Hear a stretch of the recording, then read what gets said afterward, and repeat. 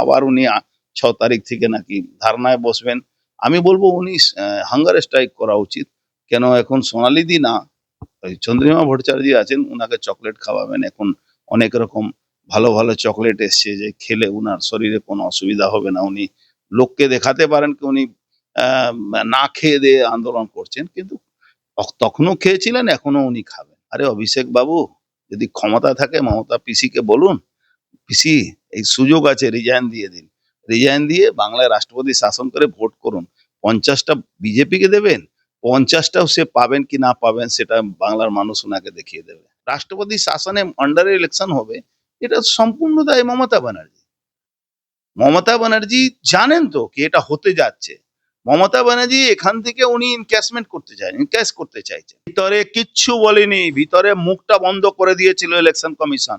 বাইরে এসে, বাইরে কবে মিডিয়া থাকবে, যখন সবাই এসে গেল, নিচে থেকে ফোন গেল, মেসেজ গেল, তখন নিচে নিয়ে বললো আমি আঙুল দেখিয়ে দিয়েছি, আমি ধমক দিয়ে দিয়েছি, আমি এই করে দিয়েছি। আরে সামনে বসে কথা বলো তো, একজন অফিসার, তার সঙ্গে যুক্তিপূর্ণ কথা বলো। আমি ইলেক্টেড মেম্বার। আরে ওখানে বলেছো এই কথাটা, তুমি নিজে মিডিয়াকে বলেছো। ওই আছে অধীরদার কথা আবার মনে পড়ে গেল, এই খোকা বাবু গিয়ে সবার নাম লিখে নিয়ে এসছেন, এই চুরি করেছে, ওই চুরি করেছে, আমাকে বাঁচিয়ে দাও, আমি সবার নাম লিখে দিয়ে এসছি। ওই খোকা বাবু ইলেকশন কমিশন কাছে কিচ্ছু বলার সাহস নেই, নিচে মিডিয়া কাছে বলেছেন। সাহস থাকলে ইলেকশন কমিশন এই তো এয়ারপোর্টে নামছি, যান ধরুন না, কলার ধরে কথা বলুন। আপনাকে দেখবো আপনি কত বাংলা, হ্যাঁ আপনি কত বাংলার জন্য ভালো চাইছেন। ও জানে না নিচে লেভেলে কর্মীরা কত আমাদের সঙ্গে যোগাযোগ রাখছে। ভবানীপুরে মমতা ব্যানার্জি ওখানে হারবেন যদি দাঁড়ান। মমতা ব্যানার্জি শেষ ব্রেক মমতা ব্যানার্জি অনেক আগে পুঁতে নিয়েছে। নির্বাচনের যে পরিবেশ সেটাও কি গরম হচ্ছে? কারণ বিচার ব্যবস্থার একাংশকে কাজে লাগিয়ে ইতিমধ্যেই পশ্চিমবাংলার বিধানসভা নির্বাচন বিজেপি পিছিয়ে দিতে চাইছে বলে দাবি করছেন একদম অভিষেক বন্দ্যোপাধ্যায়। সেই সঙ্গে তার এও অনুমান যে ধীরে ধীরে পশ্চিমবঙ্গে সাংবিধানিক একটা সংকট তৈরি করার কৌশল বিজেপি নিচ্ছে, অর্থাৎ আপনারা নিচ্ছেন। তাহলে কি পশ্চিমবঙ্গে রাষ্ট্রপতি শাসন বা অনুরূপ কোনো সাংবিধানিক ব্যবস্থার মধ্যে বিধানসভা নির্বাচন হবে? এই প্রশ্নে কার্যত হুঁশিয়ারির সুরে অভিষেক বারবার বলছেন করে দেখুক না। কি বলবেন? দেখুন, অভিষেকের হুঁশিয়ারি আর মমতার দাবিদারি বা তাবেদারি, দাবিদারি আবার তাবেদারি দুটোই বললাম ওটা, আরো হুঁশিয়ারি।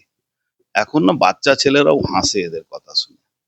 যে মমতা ব্যানার্জি বলেছিল সিএ হতে দেব না, 1000 কোটি টাকা সম্পত্তি নষ্ট করিয়েছিল জিহাদি শক্তিদেরকে হাত দিয়ে। যে মমতা ব্যানার্জি বলেছিল ওয়াকফ অ্যামেন্ডমেন্ট বিল আমি মানবো না, যে মমতা ব্যানার্জি বলেছিল এসআইআর করতে দেব না, যে মমতা ব্যানার্জি দলের বহু লোক বলেছিল কি মমতা ব্যানার্জি আর অভিষেক ব্যানার্জি আগুন জ্বালিয়ে দেবে বাংলায় সবটাই দেখলো। মমতা ব্যানার্জি নাটক করার জন্য সুপ্রিম কোর্ট গেলেন। মমতা ব্যানার্জি চেয়েছিলেন এই একটু চমকিয়ে ধমকিয়ে সুপ্রিম কোর্টে গিয়ে মমতা ব্যানার্জি এসআইআরটাকে প্রক্রিয়াটাকে বন্ধ করে দেন। 12টা স্টেট আর একটা কেন্দ্রীয় আন্ডারে যে স্টেট আছে সেগুলো সব জায়গা আপনার এসআইআর প্রক্রিয়া শুরু হলো প্রায় শেষের দিকে, সব জায়গা শেষই হয়ে গেছে। মমতা ব্যানার্জি ভেবেছিলেন কি চমকিয়ে ধমকিয়ে ভুয়া ভোটার, ফলস ভোটার, মৃত ভোটার, যারা ডাবল ভোটার, বাংলাদেশের রোহিঙ্গা মুসলমান ভোটারটাকে রেখে আবার ক্ষমতায় আসবো। আজকে সেই জায়গাটা উনি ফেসাতে পড়ে গেলেন। উনি লাস্ট একটা অ্যাটেম্প নিলেন, উনি করতে দেবেন না। এখনো যাবেন ইলেকশন কমিশনের সামনে, যারা বিএলও না তারা বিএলও হয়ে ওখানে করে, যারা কোনো ইলেকশন সঙ্গে যুক্ত নেই তাদেরকে আপনি প্রশ্ন করলে তারা বলবে কি না আমার ভাই বিএলও আছে, কেউ বলে আমার শাশুড়ি বিএলও আছে, কেউ বলে আমার কাকা বিএলও আছে। পার্টির লোককে দিয়ে উনি ইলেকশন কমিশনকে চাপে রাখার চেষ্টা করলেন। কিন্তু ইলেকশন কমিশন তো কারো তাবেদার নয়, ইলেকশন কমিশন মমতা ব্যানার্জির তাবেদার নয়। মমতা ব্যানার্জি একটা কাজ করতে পেরেছেন, মমতা ব্যানার্জি কিছু বিএলওদেরকে, যারা নির্লজ্জ বিএলও, যারা ডিএ না পাওয়ার পরেও আজকেও মমতা ব্যানার্জি তাবেদারি করছে, যেরকম কিছু পুলিশ, কিছু অংশে পুলিশ ডিএ না পাওয়ার জন্য তৃণমূলের এখনো মমতা ব্যানার্জি তাবেদারি করে। তার মধ্যে একটা শান্তনু সিনহা আছে, তার সে হলো তাবেদারদের নেতা, তোষামতদের নেতা। আগে ছিল না রায় বাহাদুরদের, তোষামদি করতে গেলে রায় বাহাদুর টাইটেল পাওয়া যেত ইংরেজ সময়, সেরকম একটা তোষামদ করার একটা পুলিশ অফিসার যে রিটায়ার হওয়ার পরে এখনো আছে, সেই লোকটা মমতা ব্যানার্জি সেটা চেষ্টা করেছিলেন কি এইটা নিয়ে একটা কেওয়াস সৃষ্টি করা যাবে। আজকে প্রায় 64,000 লোককে ইনকোয়ারি করবে কে, সুপ্রিম কোর্টের অর্ডারে জুডিশিয়ারি লোকেরা করবে। মমতা ব্যানার্জি সেই জুডিশিয়ারি লোকেদের উপরেও প্রভাব খাটাবার জন্য চেষ্টা করেছেন। আপনি জানেন লোয়ার কোর্টের জুডিশিয়ারিদের মমতা ব্যানার্জি প্রভাবে থাকে। সুপ্রিম কোর্ট কাছে বারবার যাওয়াতে সুপ্রিম কোর্ট যখন দেখলো কি এই প্রক্রিয়া ইলেকশন অব্দি পুরো হবে না, তখন সুপ্রিম কোর্ট কি বললো, বললো ঝাড়খণ্ড আর উড়িষ্যা থেকে জুডিশিয়ারি লোকগুলোকে আনা হবে। কিন্তু আপনি বলুন এখন পর্যন্ত জুডিশিয়ারি প্রত্যেকটা কোর্টে মামলা লম্বা লাইন আছে, তারপরে জুডিশিয়ারি লোকেরা কিভাবে এই এসআইআর প্রক্রিয়া পুরো করবে। এটা পুরোপুরি মমতা ব্যানার্জি নিজের গায়ে যাতে দোষ না পড়ে, নিজের হারবেন এটা জেনে উনি এটা ভাবছেন কি যখন এই ইলেকশন প্রক্রিয়া যে এসআইআর প্রক্রিয়া পুরা না হলে তখন রাষ্ট্রপতি শাসন দিকে যাবে, তখন উনি বলবেন আমি শহীদ হয়ে গেছি, আমাকে মেরে ফেলেছে। এই উনি নাটক করার চেষ্টা করছেন। আবার উনি 6 তারিখ থেকে নাকি ধারণায় বসবেন। আমি বলবো উনি হাঙ্গার স্ট্রাইক করা উচিত। কেন এখন সোনালী দি না, ওই চন্দ্রিমা ভট্টাচার্য আছেন, উনাকে চকলেট খাওয়াবেন। এখন অনেক রকম ভালো ভালো চকলেট এসছে যে খেলে উনার শরীরে কোনো অসুবিধা হবে না। উনি লোককে দেখাতে পারেন কি উনি আহ, না খেয়ে দিয়ে আন্দোলন করছেন, কিন্তু তখনও খেয়েছিলেন, এখনো উনি খাবেন। একদমই। ওই জন্য আমি একটা প্রশ্ন করবো, বাঙালি একটা কথা বলে সাধারণত ফাঁকা আওয়াজ, আপনিও কি বলবেন অভিষেক বন্দ্যোপাধ্যায় ফাঁকা আওয়াজ দিচ্ছেন নাকি? দেখুন, অভিষেক ব্যানার্জি কোনোদিন আন্দোলনে ফসল না। অভিষেক ব্যানার্জি সরকার আসার পরে ভাইপো হওয়ার জন্যে ও নেতা হয়েছে। তো ও ফাঁকা আওয়াজ দেয়, আবার দিল্লি থেকে পা ধরে বিদেশে ঘুরে আসে, কমিটিতে চলে যায়, আর এখানে বড় বড় কথা বলে। আমার একটা অধীরদার একটা কথা সবসময় মনে পড়ে, খোকাবাবু লিখে এসছেন কারা কারা টাকা চুরি করেছে, আমাকে ছেড়ে দাও আর বাদ বাকিকে সবাইকে ধরো। খোকাবাবু অনেক চেষ্টা করেছেন। এই খোকাবাবু ওই দেখবেন না, ফাঁকা যখন বাসন থাকে তখন বেশি আওয়াজ করে, ফাঁকা বাঁশ বেশি আওয়াজ করে। এইটাই উনি এই দেখে নেবেন, ওই করে নেবেন। আরে অভিষেক বাবু, যদি ক্ষমতা থাকে মমতা পিসিকে বলুন, পিসি এই সুযোগ আছে, রিজাইন দিয়ে দিন। রিজাইন দিয়ে বাংলায় রাষ্ট্রপতি শাসন করে ভোট করুন। 50টা বিজেপিকে দেবেন, 50টাও সে পাবেন কি না পাবেন সেটা বাংলার মানুষ ওনাকে দেখিয়ে দেবে। আমি বলবো অভিষেক বন্দ্যোপাধ্যায় একটা বক্তব্য রাখছেন যে যদি মে মাসের 5 তারিখের মধ্যে এসআইআর প্রক্রিয়া সম্পন্ন করতে হয় তাহলে 20শে মার্চের মধ্যেই ভোট ঘোষণা করতে হবে। এর মধ্যে 60 লক্ষ মানুষের নামের বিবেচনা করা 500 আধিকারিকের পক্ষে সম্ভব না, সেই প্রশ্ন তিনিও তুলছেন। কি রহস্যটা ঠিক? রহস্য কিছু নেই, উনি নিজের ঘাড়ে দোষ দিতে চাইছেন না। মমতা ব্যানার্জি বুঝতে পেরেছেন কি যে রাস্তায় উনি নিয়ে গেছেন এসআইআর প্রক্রিয়াকে, যেভাবে বাধা দিয়েছেন, যেভাবে ডিস্টার্ব করেছেন, যেভাবে বিএলও কে দিয়ে আন্দোলন করিয়েছেন, বিএলও সেজে আন্দোলন করেছেন, বিএলও না বিএলও সেজে আন্দোলন করিয়েছেন, বিএলওদেরকে লোক মারা যাচ্ছে, বলছেন কি চাপে মারা গেছে। ইলেকশন কমিশন অফ ইন্ডিয়া বলেছে কি পোস্টমর্টম রিপোর্টটা দিন, ডিএমদেরকে একটা রিপোর্ট দিতে পারলো না কি কেন মারা গেছে, ফরেন্সিক রিপোর্ট দিতে পারলো না কি কেন মারা গেছে। আর বারবার মমতা ব্যানার্জি বলছেন নাকি চাপে মারা যাচ্ছে। আরে মানুষ যখন জন্মাবে মারা যাবে, তাকে এসআইআর সঙ্গে যুক্ত করে দেওয়ার তো কোনো মানে হয় না। কিন্তু মমতা ব্যানার্জি জানেন কি ভাবেন, মমতা ব্যানার্জি ভাবেন কি উনি এই রাজ্যের রাজা, রানী, আর রানী যা বলবে সবাইকে মানতে হবে। রানী বলবে এটা আজকে সূর্য পূর্ব দিকে না পশ্চিম দিক থেকে উঠেছে, আপনাকে মেনে নিতে হবে। উনি নিজেকে এখানকার মুখ্যমন্ত্রী না, উনি এখানকার রানী ভাবছেন, কিন্তু বাংলার মানুষ এই রানীকে আর বিশ্বাস করে না। একদমই। আমি বলবো একটা পরিসংখ্যান দিচ্ছেন তৃণমূলের তরফ থেকে অভিষেক বন্দ্যোপাধ্যায়রা, তারা বলছেন যে 20শে ফেব্রুয়ারি কমিশন প্রদত্ত তালিকার সঙ্গে যদি মেলানো যায় তাহলে দেখা যাবে নতুন ভোটারের সংখ্যা কমে গিয়েছে এবং 7 নম্বর ফর্মের মাধ্যমে বাতিল ভোটারের সংখ্যা বেড়ে গিয়েছে। তার এও অভিযোগ যে বিবেচনাধীন তালিকায় 46 লক্ষ নাম জবরদস্তি অন্তর্ভুক্ত করছে কমিশন এবং তা করা হয়েছে বিজেপির বেঁধে দেওয়া লক্ষ্যমাত্রা অনুযায়ী। দেখুন, বিএলও ওনার, এইআরও ওনার, ডিএম ওনার, সবই তো ওনার। উনি তো বলেছিলেন বেশি বাড়াবাড়ি করলে আমার আন্ডারে কাজ করতে হবে।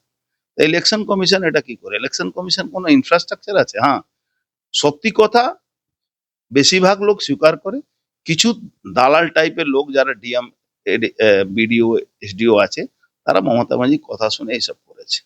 এবার ইলেকশন হবে না, রাষ্ট্রপতি শাসনে আন্ডারে ইলেকশন হবে, এটা সম্পূর্ণ দায় মমতা ব্যানার্জি। মমতা ব্যানার্জি জানেন তো কি এটা হতে যাচ্ছে। মমতা ব্যানার্জি এখান থেকে উনি ইনক্যাশ করতে চাইছেন কি আমার আমার সরকারকে এই ইলেকশন কমিশন বা বিজেপি কে দোষ দিয়ে বিজেপি ফেলে দিয়েছে। আরে মমতা ব্যানার্জি, আপনি নিজের দোষটা নিজের দোষটা অন্য ঘাড়ে চাপার হচ্ছে, বাংলা মানুষ আর মানছে না তো। আপনি বলুন তো, এই মমতা ব্যানার্জি এই বেকার যুবকদের জন্য একটা ভাতা শুরু করলেন, পুরোপুরি ব্যাকফায়ার করেছে। ছেলেরা লাইনে দাঁড়িয়ে আছে, বলছে কি এর বাপের টাকা আছে নাকি? টাকা তো আমাদের ট্যাক্সের টাকা, আমরা দিচ্ছি, আমরা নিচ্ছি, এদেরকে ভোট দেবো নাকি? মমতা ব্যানার্জি টিকে আছে শুধু বামপন্থীদের জন্য। বামপন্থীরা ভোটের শেষ সময় যখন আসবে, দেখবেন নো ভোট টু বিজেপি করবে। বামপন্থীরা বুঝতে পারছে না কি নতুন জেনারেশন আজকে বামপন্থীদের কাছ থেকে সরে গেছে, বয়স্ক লোকরা প্রায় বয়স্ক হয়ে গেছে। এবার বামপন্থীদেরকে বোঝা উচিত, যারা বিশেষ করে যারা হিন্দু সম্প্রদায়ের যে ছেলেরা, যারা সনাতনী আছে, যারা বামপন্থী করে, তাদেরকে বোঝা উচিত কি বামপন্থী মুসলমানদের জন্য তাকে সেকুলার বানাতে পারলো না, শুধু হিন্দুদেরকে সেকুলার বানিয়ে সেকুলারে জুজু দেখিয়ে সেকুলারে কোরামিন খাইয়ে বাংলার যে সাধারণ বামপন্থী মনোভাব মানুষ আছেন, তারা বুঝতেই পারছেন না এখন পর্যন্ত। বা আমার যুব সমাজকে বুঝতে হবে, যে রাজ্য 49 বছর পিছিয়ে আছে, ও 34 বছর কংগ্রেসের সময় এই রাজ্যটা পিছিয়ে আছে, আর আপনার 15 বছর মমতা ব্যানার্জি শাসনে এই রাজ্যটা পিছিয়ে গেল। শুধু কেন্দ্রর সঙ্গে দিতে হবে, লড়াই করতে হবে, এই জন্য কেন্দ্রের সঙ্গে সম্পর্ক ভালো রাখবো না, বাংলায় পিছিয়ে গেল, ইন্ডাস্ট্রি শেষ হয়ে গেল, নতুন ইন্ডাস্ট্রি আসলো না, 8,000 স্কুল বন্ধ হয়ে গেল, 8,000-এর উপরে কোম্পানি বন্ধ হয়ে গেল, এখনো মমতা ব্যানার্জি বলছেন এগিয়ে আছে বাংলা। একটি বিষয় আমাকে বলতেই হবে, সেটা হচ্ছে আপনি প্রথম থেকেই বলেছেন যে আপনি বললেন এই বিষয়টা যে জুডিশিয়াল অফিসার নিয়োগ করা হলো ঝাড়খণ্ড এবং ওড়িশা থেকে। সেই জুডিশিয়াল অফিসাররা এ রাজ্যে কাজ করতে আসার আগে সন্ত্রস্ত ছিলেন যে মালদা মুর্শিদাবাদে কি করে তারা কাজ করবেন। এবারে তৃণমূলের সেনাপতির অভিযোগ যে মালদা, মুর্শিদাবাদ এবং উত্তর দিনাজপুরের বহু বিধানসভায় 70 থেকে 80% নাম বিবেচনাধীন তালিকায় রাখা হয়েছে। বেছে বেছে মহিলা, তফসিলি জাতিভুক্ত মানুষ এবং সংখ্যালঘুদের নাম নিয়ে এই কারসাজি করা হয়েছে বলে অভিযোগ করছেন তিনি। অভিষেক বন্দ্যোপাধ্যায়ের বক্তব্য যে এরা বিজেপিকে ভোট দেয় না বলেই অভিসন্ধি নিয়ে এদের টার্গেট করা হচ্ছে। মমতা ব্যানার্জি বা অভিষেক ব্যানার্জিকে আমি একটা প্রশ্ন করি, আপনি এই প্রশ্নটা রাখবেন, যে হঠাৎ ডোমিসাইল সার্টিফিকেট প্রত্যেকটা থানা থেকে ইস্যু শুরু হলো কেন? যদি ডোমিসাইল সার্টিফিকেট কাকে দেওয়া হয়? এখানকার যে ভাষাভাষী লোক থাকবে না তাকে ডোমিসাইল সার্টিফিকেট দেওয়া হয়। যারা হিন্দি ভাষী লোক আছে, ভারতবর্ষে অন্য স্টেট থেকে এসছে, তাদের ডোমিসাইল সার্টিফিকেট দেয়। বাংলার বাঙালি ছেলে ডোমিসাইল সার্টিফিকেট লাগবে কেন? তার মানে কি আছে? আজকে আধার কার্ড, ভোটার কার্ড বেআইনি ভাবে বাংলাদেশি রোহিঙ্গা মুসলমানদেরকে দেওয়া হয়েছে, এটা প্রমাণ ভুরি ভুরি আছে। দলের বড় বড় নেতারা দাঁড়িয়ে থেকে বলেছে আধার কার্ড, ভোটার কার্ড রেডি আছে, আপনি আসুন, আপনারা ভোট দেবেন। আজকে যেভাবে জামাত 64টা বিধানসভা, 64টা জায়গায় ওখানে বাংলাদেশে জিতেছে এই ইলেকশনে, বাংলাদেশে বর্ডারে 9টা border district demography Mamata Banerjee প্রায় চেঞ্জ করে দিয়েছেন। এর পরেও আপনি কি ভাবছেন কি মমতা ব্যানার্জির কথা বাংলার যে যারা মানুষ যে বুঝতে পারছেন কি তাদের সন্তানের চাকরি আর নেই, তাদের পরিবার সুরক্ষিত নেই, মায়েরা সুরক্ষিত নেই, যেখানে যে রাজ্যের মুখ্যমন্ত্রী দল যারা অভয়াকে খুন করেছিল, তাদের পক্ষে যে উকিল দাঁড়িয়েছিলেন তাকে রাজ্যসভা মেম্বার করলেন, তেলেঙ্গানা থেকে নিয়ে এসে। তিনি ভারতবর্ষের নাগরিক আছেন কিনা আছেন এটা নিয়েও প্রশ্ন উঠেছে। রাজীব কুমার, যিনি সারদা কেসে, যিনি লাল ডায়েরিকে পকেটে রেখে এখনো মমতা ব্যানার্জিকে ব্ল্যাকমেলিং করে আজকে উনি রিটায়ার হয়েছেন, রাজ্যসভা দিয়ে 6 বছরের জন্য মুখ বন্ধ করে দেওয়া হলো। সেই রাজ্যে মুখ্যমন্ত্রীর কথা বা তার ভাইপো যে হেলিকপ্টার দিয়ে পশ্চিমবাংলা নেমেছে, সেই ওর কথা কেউ শুনবে? ওর কথা কেউ বিশ্বাস করবে? ওর কথায় এসআইআর বা জুডিশিয়ারি যেভাবে এসআইআর জন্য সুপ্রিম কোর্ট রিপ্লাই করেছে। এখন কালকে দেখবেন মমতা ব্যানার্জি বলে দেবে সুপ্রিম কোর্ট বিজেপির কথায় চলছে। মমতা ব্যানার্জি সবকিছু পারেন। এবং তৃণমূল এটা প্রশ্ন তুলছেন, আপনি যেখানে একদম যুক্তি দিয়ে ব্যাখ্যা করছেন, একই সাথে তৃণমূলের শীর্ষ নেতৃত্ব তারা বলছেন যে কিভাবে 5.5 লক্ষ নাম বাদ গেল। একদম রবিবার সাংবাদিক বৈঠক থেকে অভিষেক বন্দ্যোপাধ্যায় বলছেন যে শীর্ষ আদালতে যাওয়ার হুঁশিয়ারি দিচ্ছেন এবং বলছেন মুখ্য নির্বাচন কমিশনার পালিয়ে বাঁচতে পারবেন না। অর্জুন দা বলছেন একদম দেখুন, আমাকে কেউ না মারে আমি ট্রাম্পকে থাপ্পড় মারবো, এই হলো অভিষেক ব্যানার্জি। ভিতরে গিয়ে ইয়াস স্যার করে আমি একটা ভিতরে গল্প জানি। ইয়াস স্যার গল্প করছিল, বাইরে কবে মিডিয়া থাকবে, নিচে থেকে খবর গেল, কোনো কথা না বলে নিচে এসে মিডিয়া কাছে বয়ান দিয়েছে। এই হলো অভিষেক ব্যানার্জি। ভিতরে কিচ্ছু বলেনি, ভিতরে মুখটা বন্ধ করে দিয়েছিল ইলেকশন কমিশন। বাইরে এসে, বাইরে কবে মিডিয়া থাকবে, যখন সবাই এসে গেল, নিচে থেকে ফোন গেল, মেসেজ গেল, তখন নিচে নিয়ে বললো আমি আঙুল দেখিয়ে দিয়েছি, আমি ধমক দিয়ে দিয়েছি, আমি এই করে দিয়েছি। আরে সামনে গিয়ে বসে কথা বলো তো, একজন অফিসার, তার সঙ্গে যুক্তিপূর্ণ কথা বলো। আমি ইলেক্টেড মেম্বার, আরে ওখানে বলেছো এই কথাটা, তুমি নিজে মিডিয়াকে বলেছো। ওই আছে অধীরদার কথা আবার মনে পড়ে গেল, এই খোকা বাবু গিয়ে সবার নাম লিখে নিয়ে এসছেন, এই চুরি করেছে, ওই চুরি করেছে, আমাকে বাঁচিয়ে দাও, আমি সবার নাম লিখে দিয়ে এসছি। ওই খোকা বাবু ইলেকশন কমিশন কাছে কিচ্ছু বলার সাহস নেই, নিচে মিডিয়া কাছে বলেছেন। সাহস থাকলে ইলেকশন কমিশন এই তো এয়ারপোর্টে নামছে, যান ধরুন না, কলার ধরে কথা বলুন, আপনাকে দেখবো আপনি কত বাংলা, হ্যাঁ আপনি কত বাংলার জন্য ভালো চাইছেন। ইলেকশন কমিশন কি আছে না, আসছে না, যান না। চূড়ান্ত ভোটার তালিকা প্রকাশের পর যেসব নাম বাদ গেল, এটা কি বিজেপির পক্ষে যাবে? পক্ষে বিপক্ষে না, এসআইআর মানে কি হলো, ভুয়া ফলস মরা বাংলা ভারতবর্ষের নাগরিক নেই তার নাম এখানে থাকবে না। 120 বছরের লোক প্রত্যেক বছর ভোট এসে দিয়ে যাচ্ছে, তার নাম থাকবে না। লাভ কার হবে, না দেশের লাভ হবে। ওই একটা গল্প আছে, জয়ললিতা, মমতা ব্যানার্জি আর রাবড়ি দেবী তিনজন ফ্লাইটে যাচ্ছিলাম, ফ্লাইট ক্র্যাশ হয়ে গেল। একটা লোক বললো কে বাঁচলো, বলে দেশ বেঁচে গেছে, তিনজন ক্র্যাশ হয়ে চলে গেছেন। ওই আছে, বাংলা বেঁচে যাবে। তিনটে প্রশ্ন আপনার কাছে।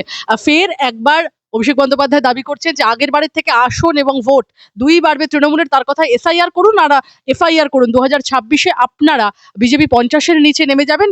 1 বছর আগে যা বলেছি আজও তাই বলছি, তৃণমূলের ভোট আসন 2।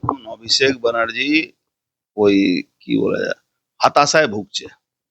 অভিষেক ব্যানার্জি বড় বড় কথা বলে ওই একটু বুস্ট আপ করার চেষ্টা করছে কর্মীরা।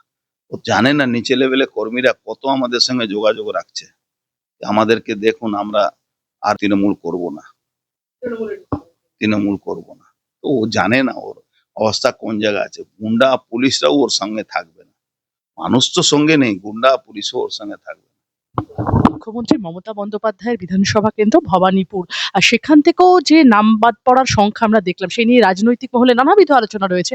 বিজেপিও নানাবিধ দাবি করতে শুরু করেছে। সেই প্রসঙ্গেও অভিষেক বন্দ্যোপাধ্যায় বললেন যে ভবানীপুরে এখনো পর্যন্ত 1,48,000 নাম আছে। 80% তুমি যদি ভোট পড়ে তাহলে 1 লক্ষ ভোট মমতা বন্দ্যোপাধ্যায়। আসতে দিন, তো লোকসভার মধ্যে এটাও বলে, লোকসভা তো রেজাল্টটা দেখে নিয়েছে, মুসলমানরা ভোট না দিলে, বিহারি মুসলমান সংখ্যা ওখানে বেশি আছে, ওরা সরকারের সঙ্গে থাকে, ওরা ভোট দেবে। আজকে ববি হাকিম মুর্শিদাবাদে গিয়ে কি হাল দেখেছেন, 10টা লোক ছিল না। ওই ববি হাকিম কথা এখানকার যারা হিন্দি স্পিকিং, উর্দু স্পিকিং মুসলমান আছে, তারা শুনবে মমতা ব্যানার্জিকে ভোট দেবে। কোনো মানুষ মমতা ব্যানার্জিকে ভোট দেবে না। একটা মানুষ মমতা ব্যানার্জি যে পাড়ায় যে গলিতে থাকেন, আপনি জানতো কোনো মানুষ ওখানে নিজের বাড়ি তৈরি করতে পারে না। বাড়ি তৈরি করতে গেলে এই পিসির সব ভাইপোরা পৌঁছে যায়, বলে এই জমিটা আমাকে লিখে দাও, এই টাকা নাও, আমাকে দিয়ে দাও, নাহলে তোমার বাড়ি করতে দাও। আপনি দেখবেন ওখানে প্লাস্টিক লাগিয়ে, টাপরি লাগিয়ে লোক ওখানে থাকে, ওখানে ভয়ে ওই জমি, কেন বেশিরভাগ লোক ওখানে আজ থেকে না 100 বছর আগে থেকে ওখানে বসবাস করে। মমতা ব্যানার্জিকে একটা মানুষ নিজের ইচ্ছায় ভোট দেবে না ভবানীপুরে। মমতা ব্যানার্জি ওখানে হারবেন যদি দাঁড়ান। প্রশ্ন একদমই শেষে চলে এসেছি, সে ছোট দুটো প্রশ্ন। এসআইআর এর নাম বাদের প্রতিবাদ 6ই মার্চ মেট্রো চ্যানেলে ধর্নায় বসবেন মমতা বন্দ্যোপাধ্যায়। আমি তো বললাম হাঙ্গার স্ট্রাইক করলে একটু ভালো হতো, কেন মানুষ ওনার সব নাটক দেখে নিয়েছে, এই নাটকটাও দেখুক চন্দ্রিমা ভট্টাচার্য, ওই ব্যাগে নিয়ে যাবেন, চকলেট খাওয়াবেন, বিকালবেলা যখন পর্দাটা বন্ধ হবে তখন ওনার চকলেট খাওয়া হবে। শেষ প্রশ্ন একটাই, আজ অমিত শাহ যা ঘোষণা করে দিলেন তাতে কি তৃণমূলের শেষ পেরেক পুঁতে দিলেন? দেখুন, অমিত শাহজি তো পলিটিক্যাল লোক, উনি এসেছেন, উনি যা করার কথা বলেছেন বাংলার ভালো জন্যই বলেছেন। মমতা ব্যানার্জি শেষ ব্রেক মমতা ব্যানার্জি অনেক আগে পুঁতে নিয়েছেন নিজের কফিনের মধ্যে, এটা নিশ্চিন্ত থাকুন, মমতা ব্যানার্জি আর আসবেন না।